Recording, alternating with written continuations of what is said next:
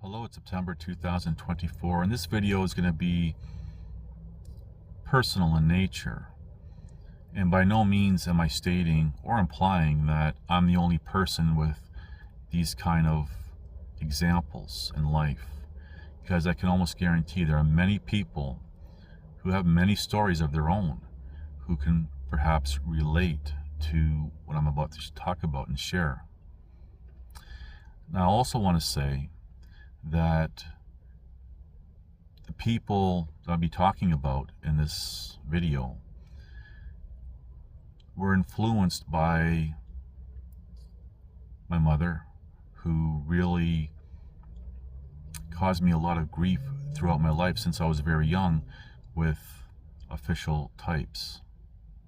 And now I'm going to segue into talking about or sharing some examples of injustice that I've experienced all my life at the hands of various governing bodies. Now I can begin, say for example, all the way in kindergarten, where my teacher at the time used to mentally and physically abuse me, even sexually in a way. And I used to complain. And because she was going through a bad divorce, apparently, nothing was ever done about that. But I do remember that once in a while. I don't dwell on it at all, but when I reflect back throughout my life, I do remember that. Later on in public school, I was threatened to be strapped because my mind would wander. And I remember looking out the window, not really daydreaming, but just trying to resolve my own thoughts. Because at home, my home life, I was going through a lot of trauma, a lot of different things happening in my home life. There was a lot of, let's say, turbulence, and there was a lot of various kinds of abuse, sexual abuse, from babysitters to other people.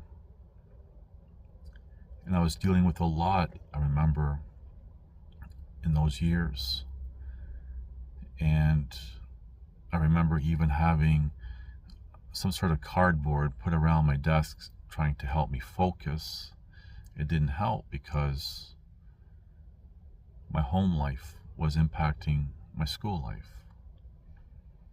So I was being distracted, but I remember being threatened to be strapped. You know, moving forward a few more years in public school, I remember I did get strapped for not passing a test. Yeah. And my home life, although it had changed, there was still a lot of trauma that I was dealing with, and whatever I was going through, for example, with my mother and everything else, it was really hard on me. I remember in those years being forced to kneel on rock salt for hours, and I remember I would dig in and bleed a little bit, and the rock salt would just burn, and it is what it is. Again, none of these stories I dwell on or blame. I'm sharing these stories more from looking at the officials, governing bodies and so forth, the injustice from them, not, for example, what was happening in my home life. But I did get strapped for not passing a test, but while I was coping with everything else. And then I can fast forward a little bit more, for example, into in junior high, after school, I was leaving school, and there was a gang waiting by a baseball diamond, and I had seen them, and something inside of me said, this is bad. And so I changed direction to go a different way home.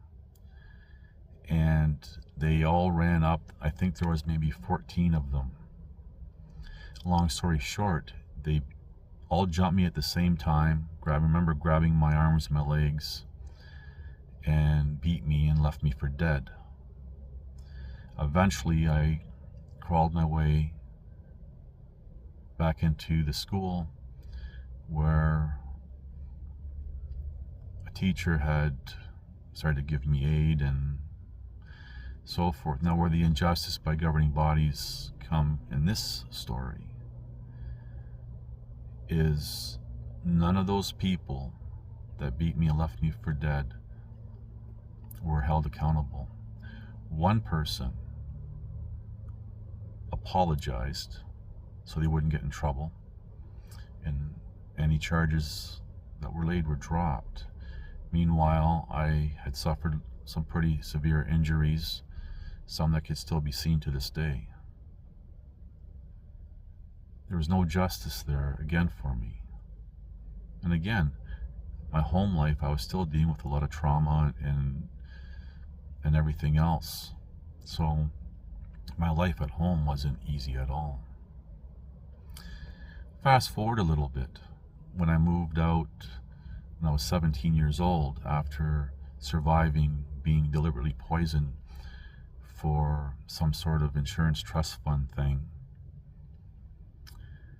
not long after, I got injured at work, and they rushed me for emergency surgery to save my foot.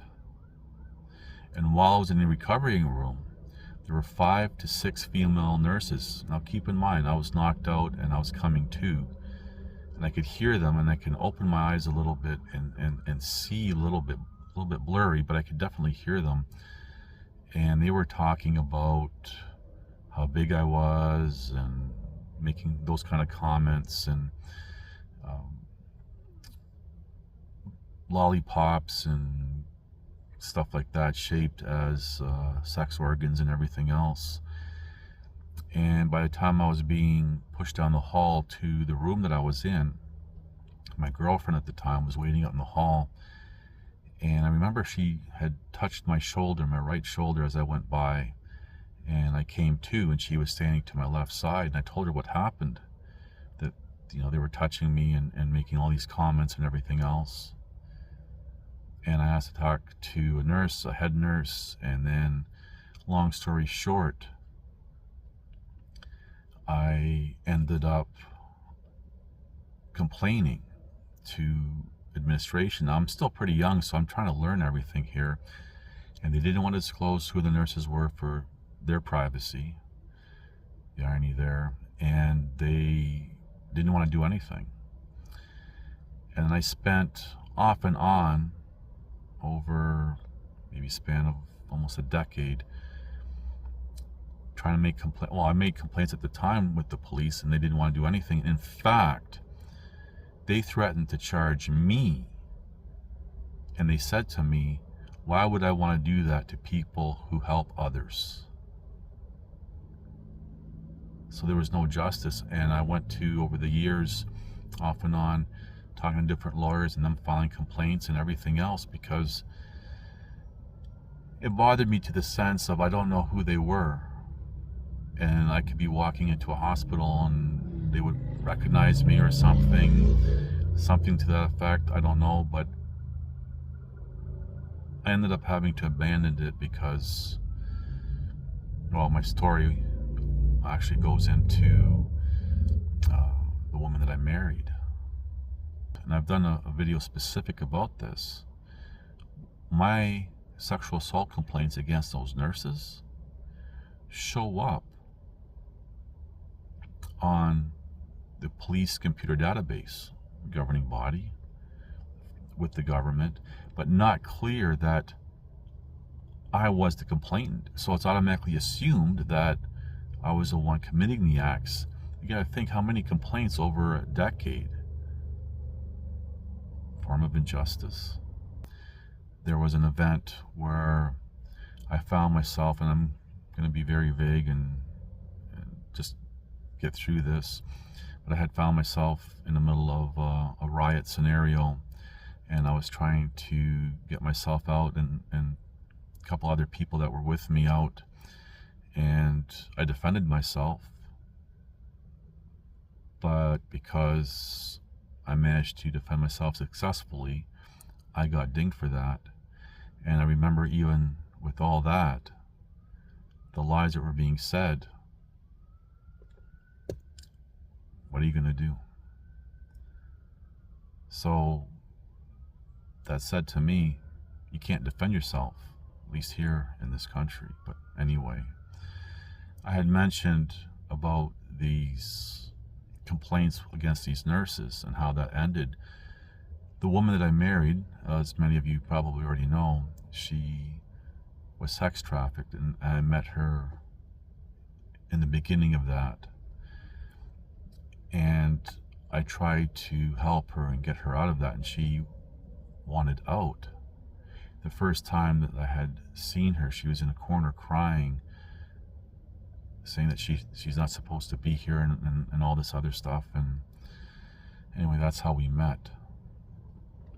And I reached out to the government here for help, and I did everything that I could, different angles, and they didn't care. And in the end, things ended as they did. I'm just going through some examples throughout my life, and I'm going to get to a point here in a moment. And then we can even fast forward, for example, to the events in Calgary, Alberta, Canada, where a level of government set out to destroy me. And there's videos, lots of videos, talking about all that in detail, sharing a plethora of independent evidence. So there was that injustice there that was imposed on me. But the worst injustice was when I reached out to other levels of government, other governing bodies for help, and no one cared to help. Now, it would be argued that there's reasons, because they discredited me. Calgary discredited me with everyone. So yeah, who would help?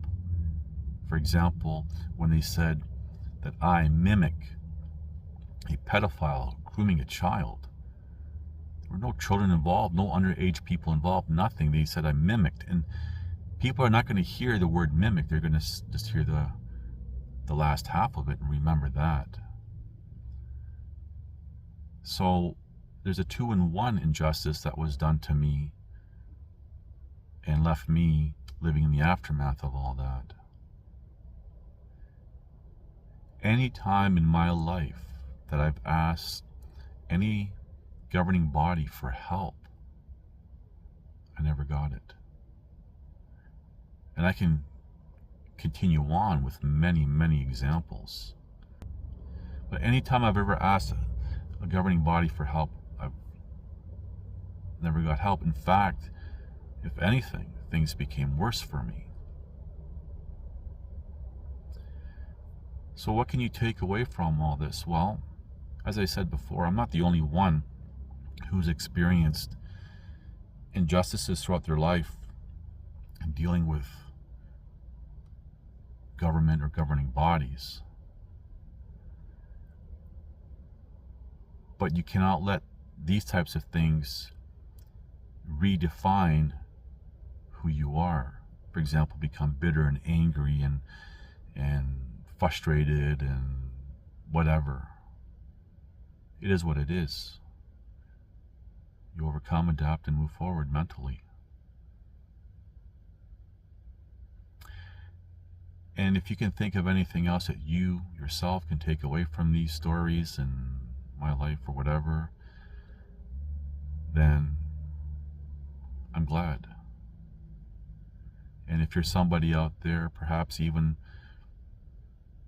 wondering, I'm the only one, like you, the only one, you're not the only one. many people, perhaps most people, have their own stories. And if you want to, feel free to share your story in the description box below. Anyway, thank you for watching. Please like, subscribe, comment, and share. So it's very dangerous to do that. But I know these men are very influential in the city, very deep pockets. I was told that. And I didn't want anything to do with that. I really just wanted a simple life. And you can hear in the audio recording that I made in December 2012. So if we can now, if we're all good, we can move forward to the May 4th event. Sorry for dragging this on. No, I know we know that you're setting context. So yeah, why don't you tell us about sort of what led you up to being.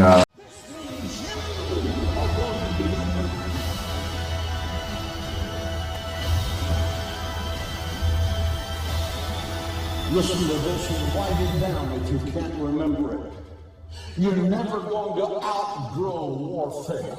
You simply must learn to fight. I hear people saying to me, oh, when is it going to get easier? When you die.